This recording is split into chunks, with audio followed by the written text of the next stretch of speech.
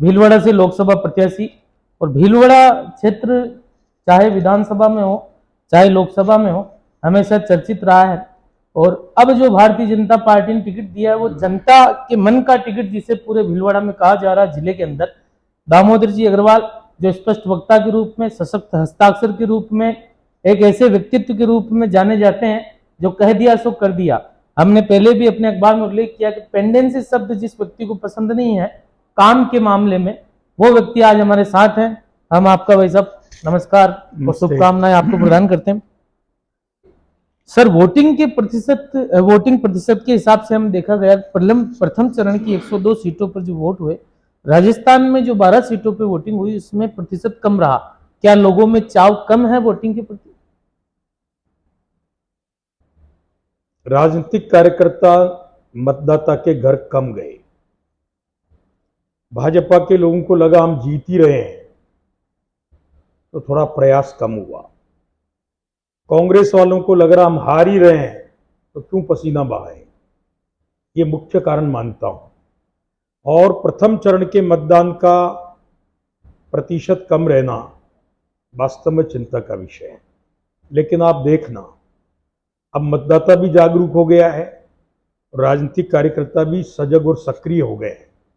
मुझे उम्मीद है कि द्वितीय चरण के मतदान से मतदान के प्रतिशत में सुधार आएगा। आपके सामने कांग्रेस के एक बड़े फिगर पूर्व विधानसभा के अध्यक्ष सीपी जोशी साहब टक्कर में हैं। कितनी टक्कर आप मानते हैं, कितनी इसमें आप मानते हैं कि वो चुनाव में मशक्कत कितनी ज्यादा करनी पड़ रही है आपको? सीपी जोशी साहब कांग्रेस के कद्दावर नेता हैं, वरिष्ठ नेता हैं। मैं उनका सम्मान करता हूं और मेरे लिए अवसर है कि मेरे सामने वो चुनाव लड़ रहे हैं।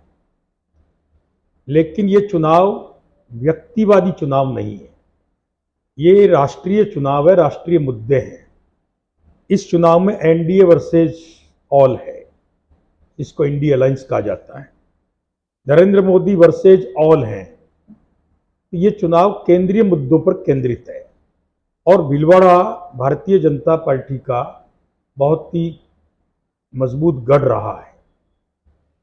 सीपी साहब ने 2009 में यहां चुनाव लड़ा जी। न 2009 की कांग्रेस अब बची है और न 2009 की भाजपा अब है। अब मोदी युग की भाजपा है। तो परिणाम मुझे लगता है मशक्कत नहीं लग रही आपको? कुछ ज्यादा प्रयास करने पड़ रहे हैं? अगर ये चुनाव दामोदर गुर्जर वर्सेस दामोदर अग्रवाल होता तो शायद इतनी मशक्कत नहीं होती। ये चर्चा शायद अखबार में, मीडिया में ज्यादा है। मतदाता को इससे कोई बहुत बड़ा मतलब नहीं है कि सामने कौन है। मतदाता को इस बात से मतलब है कि नरेंद्र मोदी का प्रतिनिधि कौन है और फिर मेरा जो संपर्क है, इस लोकसभा क्षेत्र के 25,000 लोगों को नाम से बुला सकता हूं। 2-3 लाख मतदाताओं को मैं हुलिये से जानता हूं। तो 50 वर्ष से काम कर रहा हूं। इतना उत्साह आम जन में कि हमारे मन का टिकट मिला है। मैं समझता हूं इस बार का चुनाव, सामने कोई प्रत्याशी हो, अपने पिछले तमाम रिकॉर्ड तोड़कर जनता मुझे अधिक मत से अंतर से जीतने का आशीर्वाद दी। भीलवाड़ा में हम केवल भीलवाड़ा जिले की बात करें तो सरकारी महकमों से, जैसे नगर विकास न्यास हो, चाहे नगर परिषद हो, अन्यत्र भी पीडब्ल्यूडी हो, इन विभागों से लोगों का विश्वास कम हुआ है, काम नहीं होते हैं लोगों के। और इस वजह से भी शायद लोग शिकायत करते रहे कि बीजेपी के नेता किसी काम के नहीं होते। इस पर आप क्या कहना चाहेंगे? देखिए, समय परिवर्तनशील है और इतना मैं जानता हूं कि अब आम जन का वाजिब काम हर डिपार्टमेंट के अधिकारी को करना होगा। अब 26 अप्रैल को हमारे यहाँ वोटिंग है। अंतिम संदेश आप क्या देना चाहेंगे वोटिंग के पहले?